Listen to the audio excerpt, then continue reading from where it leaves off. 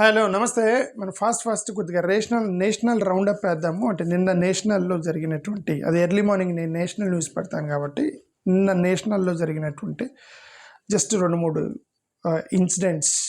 Of course in around opposition leader గురించే మాట్లాడతాను కాబట్టి అపోజిషన్ లీడర్ చుట్టుపక్కల జరిగిన ఇన్సిడెంట్సే మీకు అప్డేట్ చేస్తున్నాను కాబట్టి ఇక్కడ కూడా దాని గురించే మాట్లాడుతున్నాము. నిన్న జరిగినటువంటి కొన్ని ఇన్సిడెంట్స్. ఇతను young leader Aditya Thackeray, UBT Uddhav Bal Thackeray, Shiv Sena MLA Aditya Thackeray young man, ఇతను కూడా ఒక స్టేట్మెంట్ చేశాడు. అదేంటంటే మేము సర్జికల్ స్ట్రైక్ లాగా ఓట్ థెఫ్ట్ గురించి మేము బయటపెట్టబోతున్నాము, రాహుల్ గాంధీ లాగా అని అన్నారు అని అంటారు. ఇతను కూడా రాహుల్ గాంధీ ఎలా ప్రజెంటేషన్ పెడుతున్నాడు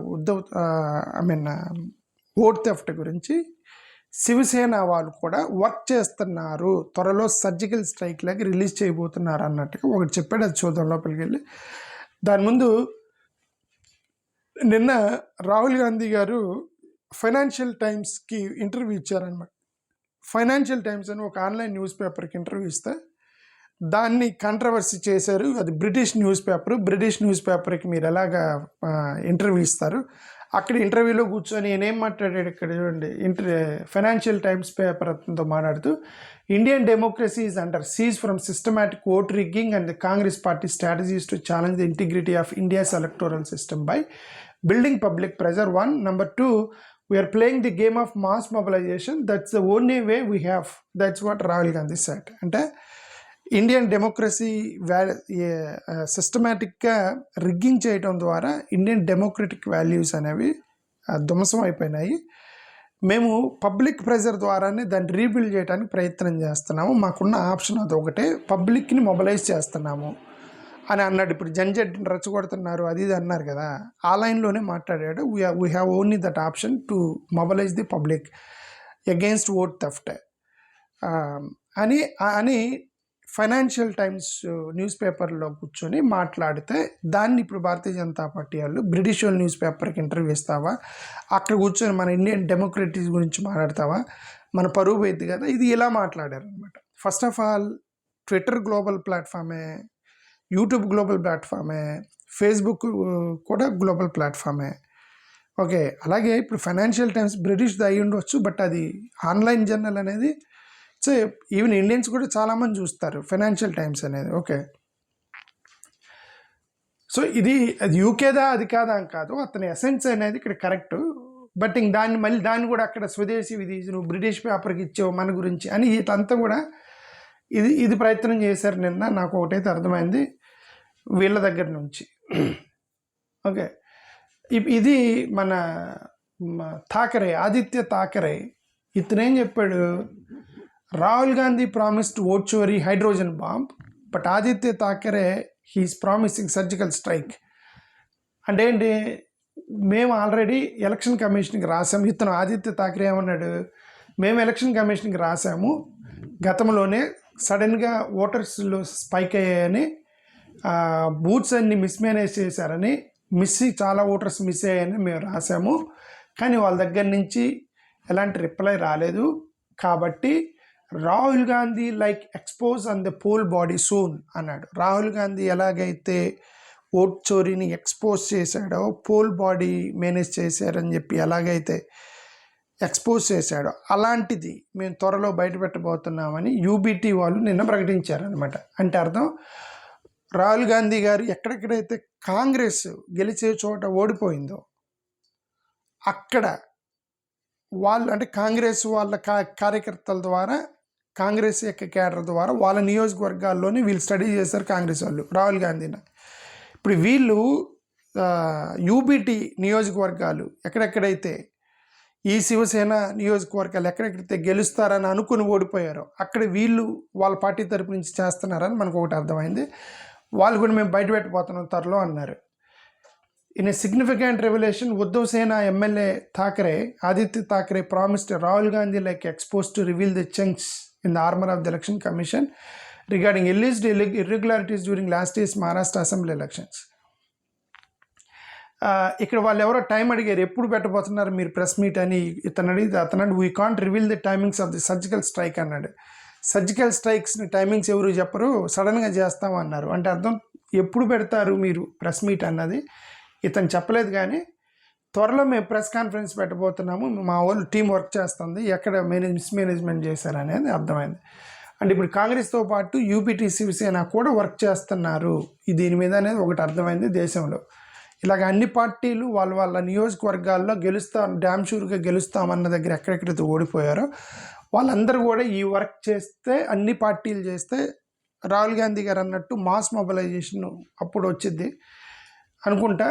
చూడాలి ఏం జరిగింది అనేది. Okay, maligning democratic institutions, BJP slams Rahul Gandhi for remark British daily. అదే ఫైనాన్షియల్ టైమ్స్ బ్రిటిష్ డైలీలో కూర్చొని దీని గురించి మాట్లాడారు అనేది వీళ్ళు క్రిటిసైజ్ చేశారనమాట బీజేపీ వాళ్ళు రాహుల్ గాంధీని. ఇంకేమంటారు, Rahul Gandhi loses an election, ఆయన ఎలక్షన్ అదే ఓడిపోయినప్పుడు వాళ్ళు ఎలక్షన్ కమిషన్ తిడుతున్నాడు అది ఇది అని అంటున్నాడు. కానీ ఇంక రోజు చూసే ఎవ్రీడే మనం చూసే కామెంట్స్ ఇవన్నీ కూడా. Okay, names cannot be deleted online, Rahul Gandhi suggesting. ఇదేంటంటే గతంలో కూడా నేను అదే రాహుల్ గాంధీ ఆయన మాట్లాడిన మొత్తం నేను ట్రాన్స్లేట్ చేసి తెలుగులోకి వేస్తున్నా కాబట్టి అతను ఏం మాట్లాడుతున్నాడో ప్రతి లైన్ నాకు తెలుసు. అతను ఆన్లైన్లోకి వెళ్ళి ఓట్లు డిలీట్ చేశారు అని అనలా. ఏమన్నా అంటే ఓట్ డిలీట్ చేయడానికి ఒక ఫామ్ ఒకటి ఉంటుంది, ఫేక్ ఫోన్ నంబర్లు వేరే రాష్ట్రాల్లో ఉండి అక్కడ ఫోన్ నంబర్లు తీసుకొని ఫేక్ లాగిన్ అయిపోయి ఒక సాఫ్ట్వేర్ ద్వారా మల్టిపుల్ డిలీషన్ ఫామ్స్ని రైజ్ చేశారు. వన్స్ ఫామ్ రైజ్ అయిందంటే ఎలక్షన్ కమిషన్ ఆటోమేటిక్గా డిలీట్ చేసేది సిస్టంలో. ఆన్లైన్లో డిలీట్ చేశారని రాహుల్ గాంధీ చెప్పాడు, ఎవడు డిలీట్ చేయలేడు అని ఎలక్షన్ కమిషన్ పోస్ట్ చేసింది, వీళ్ళే చేశారు. వాళ్ళకి తెలుసు, ఇతను ఏమన్నాడు వాళ్ళకి తెలుసు. కాబట్టి ప్రజల్ని మభ్యపెడతానికి ట్రై చేస్తున్నారని ఒకటైతే అర్థమైంది ఇక్కడ. ఓకే,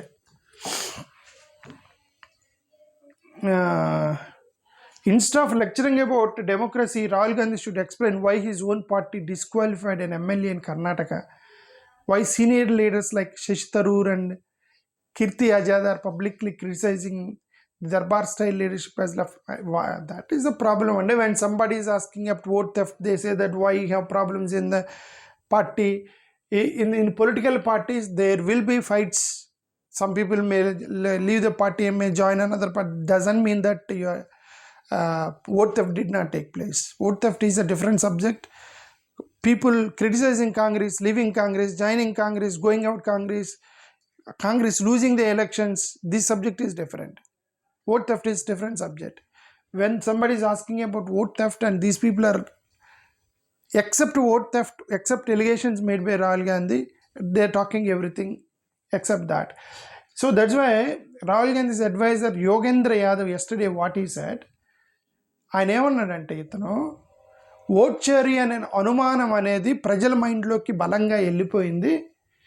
బీజేపీకి ఓటేసే వాళ్ళు కూడా ఇప్పుడు కూడా వాళ్ళు ఎంత ఓటు చోరీ చేసినా సరే మళ్ళీ బీజేపీకి ఓటేసేటువంటి బీజేపీ హార్డ్ కోర్ క్యాడర్ ఉన్నారు. వాళ్ళు కూడా అనుకుంటున్నారు ఏదో సంథింగ్ కుచ్తో గడబడహాయ్ అని వాళ్ళు కూడా అనుకుంటున్నారు. వాళ్ళు మోడీకి ఓటేస్తారు ఎందుకంటే మోడీ గారు ఫ్యాన్స్ వాళ్ళు కూడా ఏదో జరిగిందని అని అనుకుంటున్నారు మనసులో. ఓకే, ఆ అనుమానం అనేది రాహుల్ గాంధీ ప్రజల్లోకి ఆ విత్తనం నాటగలిగాడు, దాంట్లో సక్సెస్ అయ్యాడు రాహుల్ గాంధీ అనే వ్యక్తి. ఇప్పుడు ఫెన్స్ సిట్టర్స్ అంటే గోడ మీద పిల్లులు ఉన్నారు కదా, వాళ్ళు కూడా రాహుల్ గాంధీ వైపే సపోర్ట్గా మాట్లాడుతున్నారు అని అతని అడ్వైజర్ చెప్పాడు యోగేంద్ర యాదవ్. ఇతను ఎప్పుడైతే ఫెన్స్ సిట్టర్స్ కుచ్తో గడబడిపోయి ఏదో జరిగిందని ఇలా మాట్లాడాడని ఆ క్లిప్ పట్టుకొని వచ్చి సోషల్ మీడియాలో పోస్ట్ చేసి వీళ్ళ దగ్గర ఆధారాలు లేవు, ఏదో జరిగిందని అనుకుంటున్నారు, అనుమానం రేకెత్తించారు అని అట్లా మాట్లాడుతున్నాడు అతని అడ్వైజరు, రాహుల్ గాంధీ గారి అడ్వైజరు. అంటే వీళ్ళ దగ్గర ఆధారాలు లేవు అని చేయడానికి ప్రయత్నం చేశారు. అది నిన్న జరిగిన ఇతని కాంట్రవర్సీ ఇది. బట్ అతను చెప్పింది ఏంటంటే ఏదో జరిగిందని వాళ్ళు అందరూ అనుకుంటున్నారు అని అన్నాడు. రాహుల్ గాంధీకి ఏదో జరిగిందని అనుమానం ఉంది అనలేదు కదా, అతను బలంగా చెప్తున్నాడుగా black and white proof, that's what right, black and white proof అని చెప్తున్నాడు కదా. Open and shut proof, black and white proof, in and out proof, ఇలాంటి 100% ప్రూఫ్ అని చెప్పి అతను మాట్లాడుతున్నాడు కదా. స్టే ఇన్ నేపాల్, అది ఇప్పుడు రాహుల్ గాంధీ గారు గతంలో ఈ యొక్క యువకులు, స్టూడెంట్స్, జన్జెడ్ మీరే రాజ్యాంగాన్ని కాపాడాలి, ప్రజాస్వామ్యాన్ని కాపాడాలి, ఓట్ థెఫ్ట్ని మీరే కాపాడాలి, నేను మీతో ఉంటానని ట్వీట్ చేశాడు కదా. దాన్ని రిఫర్ చేస్తూ ఇప్పుడు ఫడ్నావిస్ గారు మీకు నేపాల్ మీద అంత ప్రేమ ఉంటే మీరు నేపాల్ వెళ్ళిపోండి అని ఆయన ఒక stay in Nepal Fadnavis says. Maharashtra ముఖ్యమంత్రి ఫడ్నావిస్ గారు అంటారు, మీరు వెళ్ళి నేపాల్కి వెళ్ళిపోండి, మీకు నేపాల్ మీద అంత ప్రేమ ఉంటే. జన్జడ్ని మీరు ప్రొవోక్ చేస్తున్నారు, నేపాల్ని చూసి ప్రొవోక్ చేస్తున్నారు, నేపాల్ని చూసి అంటున్నారు. అది పొరపాటు, నేపాల్ని చూసి కాదు. ఇతను 3 సంవత్సరాల క్రితమే జన్జడ్ అనే పదం వాడాడు. చూడండి, ఇది 2023లో post graduate men's hostel at the university of Delhi for an interaction over lunch. ఇతను 2023లో ఢిల్లీ యూనివర్సిటీ సడన్గా వెళ్ళి కొంతమంది పిల్లలతో లంచ్ చేశాడు. అక్కడ లంచ్ చేసి అక్కడ ఈ జన్జడ్ అనే పదం వాడాడు. 1997, 2012 మధ్యలో పుట్టిన వాళ్ళని జన్జడ్ అనిగా పరిగణిస్తున్నారు. ఇతను ఆ మధ్యలో ఉన్న వాళ్ళు 1997 నుంచి అంటే కదే 18 అంటే వాళ్ళు మేజర్ అది 18 to 25 to 30 years ఓల్డ్ పిల్లలు అనమాట వీళ్ళంతా. ఓకే, వాళ్ళు జన్జడ్ అన్నాడు. చూడు, దేశ్కే యువ, దేశ్కే స్టూడెంట్స్, దేశ్కే జన్జడ్. ఇది ఎప్పుడు 2023. నేపాల్లో జన్జడ్ రెవల్యూషన్ వచ్చింది 2025 మొన్న. కాబట్టి ఇతను నేపాల్ని చూసి నేర్చుకోవాల్సిన అవసరం లేదు. అతను 3 సంవత్సరాల క్రితమే రాశాడు జన్జడ్ అనే పదం. Okay, he has that much knowledge, he's educated person. Okay, BJP slams Rahul Gandhi over plutonium bomb remark. The BJP has launched a sharp attack on Rahul Gandhi. అదే ఇంక మళ్ళీ గతంలో ఆటం బాంబు అన్నాడు, తర్వాత హైడ్రోజన్ బాంబు అన్నాడు, ఇప్పుడేమో plutonium bomb అన్నాడు. ఇలా బాంబుల మీద మాట్లాడక కరెక్ట్ కాదని బీజేపీ వాళ్ళు లేదా అన్నారు. ఓకే,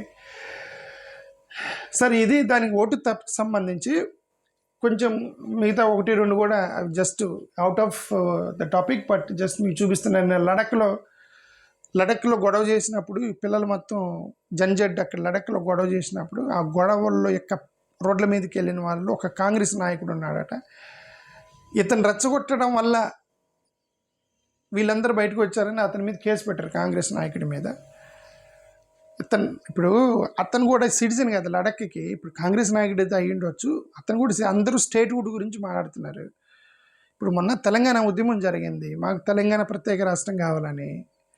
దాంట్లో అందరూ వెళ్ళారు కదా, కాంగ్రెస్ వాళ్ళు, బీఆర్ఎస్ వాళ్ళు, టీఆర్ఎస్ వాళ్ళు, టీడీపీ వాళ్ళు, వైసీపీ వాళ్ళు, ఎవరెవరైతే తెలంగాణ ప్రజలు ఉన్నారో అందరూ కోరుకున్నారు కదా మాకు తెలంగాణ రాష్ట్రం కావాలని. అలాగే ఇప్పుడు లడఖ్లో కూడా స్టేట్హుడ్ కావాలని ఇంక్లూడింగ్ కాంగ్రెస్ వాళ్ళు కోరుకుంటారు కదా. వాళ్ళు కూడా ఇప్పుడు రోడ్డు మీదకి వచ్చారని కేవలం కాంగ్రెస్ అతని మీద కేసు పెట్టారు. ఎందుకంటే మేము చూసాం నిన్ను ప్రజల్లో అని. మిగతా వాళ్ళ మీద ఎందుకు పెట్టలేదు? ఇప్పుడు వాళ్ళల్లో బీజేపీ వాళ్ళు కూడా ఉండొచ్చు, ఎందుకంటే వాళ్ళు after all they are fighting for statehood. BJP వాళ్ళు కూడా కోరుకుంటారు కదా మాకు లడఖ్కి సపరేట్ స్టేట్ ఇవ్వాలని. ఓకే, అంటే అది పొలిటికల్గా కాంగ్రెస్ అతని మీద కేసు పెట్టారని కాంగ్రెస్ వాళ్ళు ఆరోపణ. ఓకే, ఇది నిన్న దీని గురించి ఏంటంటే, ఇది నిన్న ఉత్తరప్రదేశ్లో కులం పేరుతోటి పోరాటాలు చేయటం బ్యాన్ చేశారన్నమాట. అదే ఇప్పుడు మాదిగ దండోరా, మాల మహానాడు, రెడ్డి కార్పొరేషను, కాపు ఉద్యమాలు, ఇవన్నీ. ఓకే, కమ్మ మీటింగులు, ఇంకన్నీ వైశ్య సొసైటీలు, ఇవన్నీ కూడా కులాల పేరుతోటి వాళ్ళకి ఏమైనా అన్యాయం జరిగితే వాళ్ళు కూడా రోడ్డు మీదకి వచ్చి మాట్లాడుతుంటారు కదా. ఇలా కులాల పేరుతోటి మీరు ఉద్యమాలు చేయకూడదని చెప్పి ఉత్తరప్రదేశ్లో బ్యాన్ చేశారని మన రీసెంట్గా రాహుల్ గాంధీ ప్రసంగంలో చెప్పాడు అనమాట. దాన్ని రిఫర్ చేస్తూ వీళ్ళు, మీ నాన్నగారేమో క్యాస్ట్లెస్ సొసైటీ అంటే నువ్వు క్యాస్ట్ బేస్డ్ ప్రొటెస్ట్లు కోరుకుంటున్నావా అని వీళ్ళు వదిలేరు. Okay, Rahul Gandhi criticised the UP government's move. Caste-based protests are prohibited in the state in Uttar Pradesh. ఏమంటాడు Rahul Gandhi to draw attention to UP said caste-based protests are not allowed in UP. I don't understand. Your father wanted a casteless society and you want a caste-based census. You want a caste-based census. అది చూడండి వీళ్ళు ఎంత hypocrisy అంటే, మీ నాన్నగారు casteless society అన్నప్పుడు caste బేస్డ్గా protest చేయమని నువ్వు ఎలా అడుగుతున్నావు అన్నారు. ఇప్పుడు వీళ్ళే ఈ భారతీయ జనతా పార్టీకి సంబంధించిన వాళ్ళే కర్ణాటకలో కులాలు అనేవి మాకు సంబంధించినవి, ఈ మీకు సంబంధించినవి కాదు, క్రిస్టియన్ ముస్లింలకు సంబంధించినవి కాదు, మాకు సంబంధించిన కులాలు అని చెప్పేసి వెనక అక్కడ క్యాస్ట్లు తగిలిచ్చారన్నమాట. Brahmin Christian, Lingayat Christian, Madiga Christian అవన్నీ తొలగించారు. 52 కులాలను తొలగించారు గొడవ చేసి బీజేపీ వాళ్ళు. ఎందుకు తొలగించారంటే ఆ క్యాస్ట్లు మాకు సంబంధించిన మీకు సంబంధించినవి కాదన్నారు. ఇక్కడ ఏమన్నారు, క్యాస్ట్లెస్ సొసైటీ కదా, నువ్వెందుకు క్యాస్ట్ బేస్డ్ ఎందుకు రెచ్చగొడుతున్నావు అంటే అక్కడ పేటెంట్ రైట్స్ క్లెయిమ్ చేసింది వీళ్ళే కదా. కర్ణాటకలోనేమో క్యాస్ట్లు మాకు సంబంధించినవి మీకు సంబంధించినవి కాదని పేటెంట్ రైట్స్ క్లెయిమ్ చేస్తున్నారు. ఇక్కడ రాహుల్ గాంధీ కులాల మీద రిజర్వేషన్స్ ఇస్తానంటే మాత్రమేమో లేదు మన క్యాస్ట్లెస్ సొసైటీ అంటున్నారు.